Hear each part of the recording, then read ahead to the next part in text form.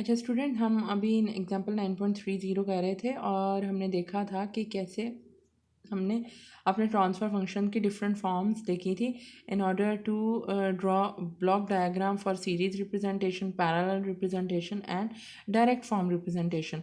अब हम इस एग्जांपल पे ही आगे चलते हैं। अब देखो एच ऑफ एस आपको गिवन था 1/s+1। इसको मैंने मतलब मेरा एच ऑफ एस जो था वो इस फॉर्म में गिवन था 1/s+1 इंटू s+2। ठीक है, अब मैंने इसको दो डिफरेंट सेपरेट कर दिया है इन फैक्टर्स को। तो इससे मैं अब क्या कर सकती हूँ कि इसको h1 of s into h2 of s की फॉर्म में कर सकती हूँ। अब देखो अगेन यहाँ पे अब दोबारा से आपको पोल्स को ड्रॉ करना आना चाहिए।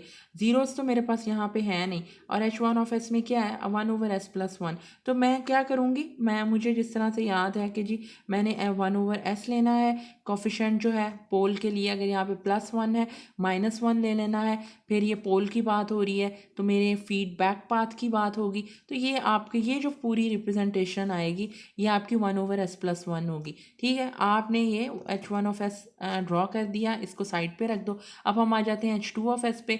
ये 1/s+2 है। इसी तरह से हमने ये 1/s लिया, यहाँ पे एडर लगाया, 1/s लिया। फिर आपका यहाँ पे +2 था, पोल है तो -2 आ जाएगा और फीडबैक पाथ में आपके यहाँ पे एडर में ये दोनों इनपुट्स आ जाएंगी। तो ये जो आपकी रिप्रेजेंटेशन है 1/s+2 की रिप्रेजेंटेशन होगी और ये आपकी ओवरऑल जो है सीरीज रिप्रेजेंटेशन होगी फॉर योर ट्रांसफ़र फंक्शन। ठीक है, मतलब आपने इसमें सीरीज में डिफरेंट फैक्टर्स बना लिए, मतलब ये फैक्टर्स बने हुए हैं और आपने उसके बाद हर फैक्टर का अकॉर्डिंगली जिसमें एक पोल, हर फैक्टर में एक पोल एग्जिस्ट करेगा, तो आपने ये एक पोल के साथ ये h1 ऑफ s ड्रॉ किया, ये h2 ऑफ s ड्रॉ किया। इसकी आउटपुट जो है इसकी इनपुट बन जाएगी और ये आपका सेकंड ट्रांसफ़र फंक्शन जो है ड्रॉ हो जाएगा। तो ओवरऑल जो है आपकी सीरीज रिप्रेजेंटेशन हो जाएगी। अब हम आ जाते हैं पैरेलल रिप्रेजेंटेशन पे। ठीक है, अब पैरेलल रिप्रेजेंटेशन में क्या है, मैंने पार्शियल फ्रैक्शन से एडिटिव फॉर्म में कन्वर्ट कर दिया है। अब जब मैं एडिटिव फॉर्म में कन्वर्ट करूँगी तो आप देखें यहाँ पे 1/s+1 है प्लस ये आपके पास आ गया -1/s+2। अगेन देखें बार बार चीज़ वही यूज़ हो रही है, वो जो एक स्मॉल सी ब्लॉक डायग्राम थी उसी को मैं ऐड कर करके ऊपर नीचे करके अपनी डिफरेंट रिप्रेजेंटेशंस जो हैं वो ड्रॉ कर रही हूँ। अब जैसे यहाँ पे जो सीरीज़ थी उसमें आपने इसको दोनों को मल्टीप्लिकेटिव फॉर्म में पहले ड्रॉ किया फिर किया, मतलब सीरीज़ में कनेक्ट कर दिया। अब पैरेलल में तो पैरेलल में मुझे पता है सेम इनपुट होगी और एडर पे आउटपुट भी आपके पास आ जाएगी तो सेम आउटपुट आएगी। अब आपने क्या करना है 1/s+1, ये क्या जी है, ये क्या +1 है, सो यहाँ पे कोफिशिएंट -1 हो जाएगा। एडर में फीडबैक पाथ में ये आपका एक पोल ड्रॉ हुआ है और इसकी छोटी सी एक ब्लॉक डायग्राम रिप्रेजेंटेशन है फॉर 1/s+1। इसको अब हम भूल जाते हैं। अब हम दूसरे पे आ जाते हैं। ये क्या है, ये जी -1/s+2 है। ठीक है, तो अभी मैं -1 को भूल जाती हूँ और मैं 1/s+2 को ये मैंने ड्रॉ कर लिया। मतलब यहाँ पे मेरे पास 1/s+2 आ जाएगा और यहाँ पे मेरे पास 1/s+1 आ जाएगा। अब यहाँ पे -1 था तो मैं आके इसको -1 कोफिशिएंट के साथ मल्टीप्लाई कर दूंगी तो यहाँ पे मेरे पास -1/s+2 आ जाएगा और ये जब इसके साथ ऐड होगा then you will get your output. और मेरे पास सेम इनपुट थी तो यहाँ पे आपको सेम इनपुट, मतलब दोनों एक ब्रांच ऊपर जा रही है एक नीचे जा रही है। अब अगर यहाँ पे कोई थर्ड मतलब पार्शियल फ्रैक्शन के बाद कोई +c/समथिंग होता तो यहाँ पे आपके पास उसी तरीके से आपने यहाँ पे वो पूरी ड्राइंग कर देनी थी। तो ये तीनों जो आपके ट्रांसफ़र फंक्शंस थे ये पैरेलल में आ जाने थे। अब हमें पता है कि जी पैरेलल में क्या होता है, इस तरीके से ब्रांचेस अगर आपकी पैरेलल होती हैं तो आपके इनपुट जो होती है आप कह सकते हो, अगर सपोज ये 5 होल्स है तो ये सेम आपको इनपुट मिल रही होती है सारी ब्रांचेस को। वही काम यहाँ पे हुआ है। x(t) है, सेम इनपुट है इस ऊपर वाले पोल ट्रांसफ़र फंक्शन के पास, सेम इनपुट है इस वाले नीचे वाले ट्रांसफ़र फंक्शन के पास। और ये कोफिशिएंट अगर इनका यहाँ पे कोई आ जाएगा तो वो आप यहाँ पे ब्लॉक लगा के उसको ड्रॉ कर दोगे। अब ये देखें ये आपके लिए एक नई चीज़ है ट्रांसफ़र फंक्शन डायरेक्ट फॉर्म के लिए। तो ये 1/s² + 3s+2 है। अब देखो यहाँ पे s की पावर कितनी है 2, इसका मतलब है I have to use 2 integrators, क्योंकि जब मैं 2 इंटीग्रेटर्स यूज़ करूँगी, मैंने ये 2 इंटीग्रेटर्स लिए। ठीक है, यहाँ पे मैं ज्यूम करती हूँ कि मैं s² से स्टार्ट हुई, उसके बाद मैं जब एक इंटीग्रेटर में से पास हुआ तो s⁻1 हो गया, जब दूसरे इंटीग्रेटर में से पास हुआ तो s⁻0 हो गया। ठीक है, अब आप ये देखो, अब आपने इनके कोफिशेंट्स ड्रॉ करने हैं।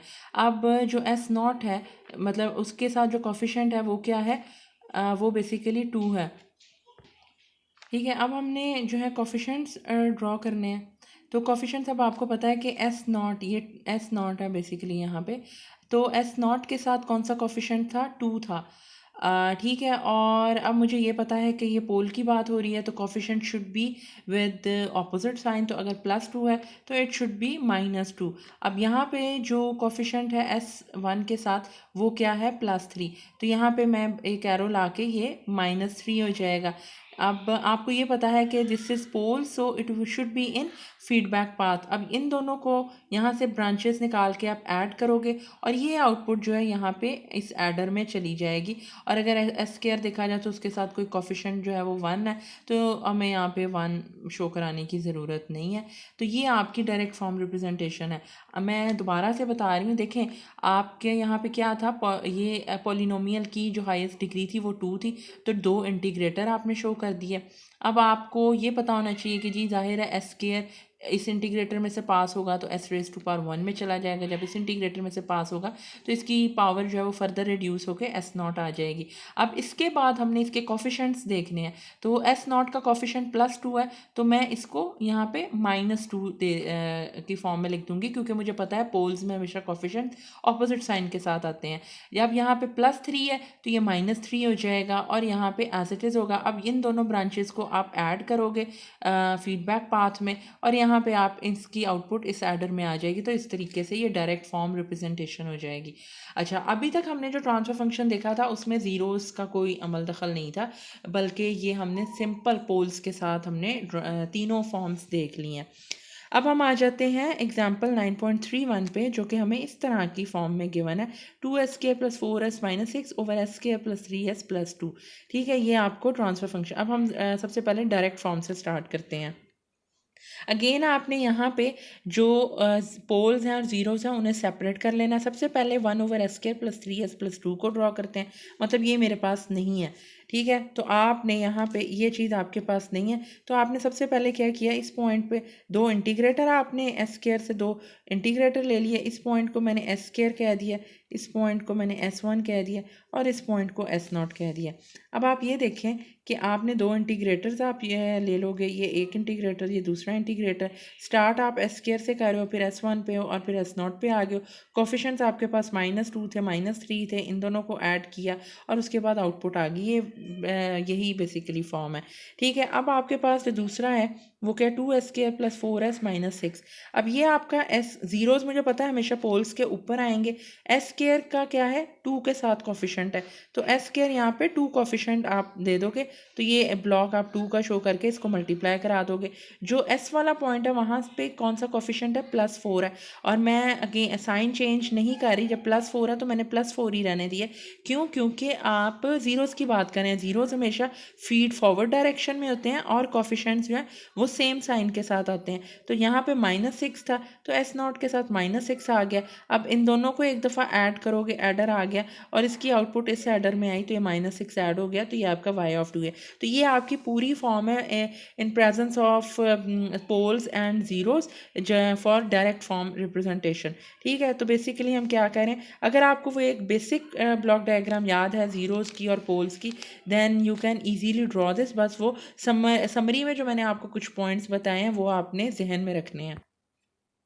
अच्छा, अब हम सीरीज़ पे आ जाते हैं। सीरीज़ के लिए हमें क्या करना है कि जो न्यूमरेटर और डिनोमिनेटर इन दोनों के हमने बेसिकली फैक्टर्स बनाने हैं। ठीक है, तो यहाँ पे आप 2 कॉमन लेके फैक्टर्स बनाओ। मतलब देखो, जब भी आपने इस तरह करना है तो की जो हाईएस्ट डिग्री है उसके साथ यहाँ पे 1 होना चाहिए, तो मैं 2 को कॉमन ले लूँगी, तो ये s² + 2s - 3 हो जाएगा। अब आपने पोल के भी और ज़ीरोज़ इन दोनों के फैक्टर्स बना लेने। अब जब मैंने पोल्स के फैक्टर्स बनाए तो ये s+2 और s+1 बन गए, और जब मैंने ज़ीरोज़ के बनाए तो s-1 और s+1 बन गए।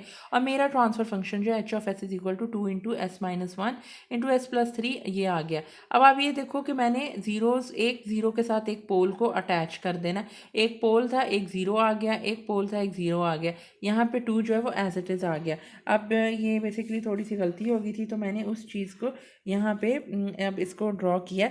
तो अब आप ये देखो कि सबसे पहले हमने क्या किया, 1/s+2 ये हमने पोल यहाँ पे ड्रॉ कर लिया। ये -2 के साथ ये बेसिकली आपका 1/s+2 है। यहाँ पे 2s-2 था, ठीक है। s के साथ कौन सा कोफिशेंट है, 2 है, तो यहाँ पे ये 2 के साथ मल्टीप्लाई होगा। और -2 था तो ये -2 के साथ ये दोनों आ जाएंगे, क्योंकि यहाँ पे ये कौन सा पॉइंट है आपका, ये S1 है और ये आपका S0 है, ठीक है। तो ये आपके साथ आ जाएंगे। अब इसके बाद दूसरा जो s+3/s+1 है। अब यहाँ पे आपने सबसे पहले 1/s+1 किया, उसके ऊपर s+3 की ड्राइंग कर दी। अब ये जो पहला ट्रांसफ़र फंक्शन है बेसिकली ये ट्रांसफ़र फंक्शन, इसकी जो आउटपुट होगी वो यहाँ ज़ीरो से निकलेगी और वो इसकी नेक्स्ट ट्रांसफ़र फंक्शन की इनपुट बन जाएगी और वो इसके पोल वाली साइड पे जाएगी और यहाँ पे आपके पास ओवरऑल आउटपुट आ जाएगी। तो x(t) ये आपकी ओवरऑल इनपुट थी, ये आपकी ओवरऑल आउटपुट थी। ये आपने एक ट्रांसफ़र फंक्शन 2s-1/2/s+2 ये आपने यहाँ पे ड्रॉ कर लिया है और ये आपके पहले ट्रांसफ़र फंक्शन की जो आउटपुट थी ये आपकी नेक्स्ट ट्रांसफ़र फंक्शन जो है उसकी इनपुट बन जाएगी। और अब इसके बाद है आपकी पैरेलल रिप्रेजेंटेशन। पैरेलल रिप्रेजेंटेशन के लिए first you have to apply partial fraction और आपके पास 2 + 6/s+2 - 8/s+1 आ जाएगा। अब आप देखो आपने यहाँ पे क्या किया है, ये आपने 1/s+2 बना लिया। यहाँ पे आपके पास 6/s+2 ये ट्रांसफ़र फंक्शन हो गया। यहाँ पे आपके पास 1/s+1 बना है और ये आपका -8/s+1 हो गया और यहाँ पे ये आपका 2 था, ये एज इट इज़ आ गया। अब इनपुट तीनों को सेम जाएगी और आउटपुट पे ये तीनों आप बेसिकली यहाँ पे 2 आ रहा है, यहाँ पे 6/s+2 है और यहाँ पे -8/s+1 है। ये आप ऐड करोगे तो ये आपके पास y(t) आ जाएगा। तो इस तरीके से हमने बेसिकली ब्लॉक डायग्राम रिप्रेजेंटेशन देखी है सीरीज़ की फॉर्म में, सीरीज़ हो, पैरेलल हो या फिर डायरेक्ट हो। तो मेन चीज़ ये है कि first you have to convert your transfer function according to the representation. Series के लिए मल्टीप्लिकेटिव फॉर्म होनी चाहिए ट्रांसफ़र फंक्शंस की, पैरेलल के लिए एडिटिव फॉर्म होनी चाहिए और डायरेक्ट फॉर्म के लिए डिसेंडिंग ऑर्डर में आपके पॉलिनोमियल जो है उसको आपने लिखना है और फिर इसके उससे पहले आपको पोल्स और ज़ीरोज़ इंडिविजुअली एक एक पोल और एक एक ज़ीरो आपको ड्रॉ करने आने चाहिए। जब आप वो कर लेंगे तो फिर ये कॉम्प्लेक्स कम्बिनेशन भी आप इजीली ड्रॉ कर सकते हैं। थैंक यू, आज के लिए इतना ही था। और यहाँ पे आपका लैप्लास ट्रांसफॉर्म जो है वो ख़त्म हो रहा है और नेक्स्ट लेक्चर से आपका जी ट्रांसफॉर्म स्टार्ट होगा। Thank you.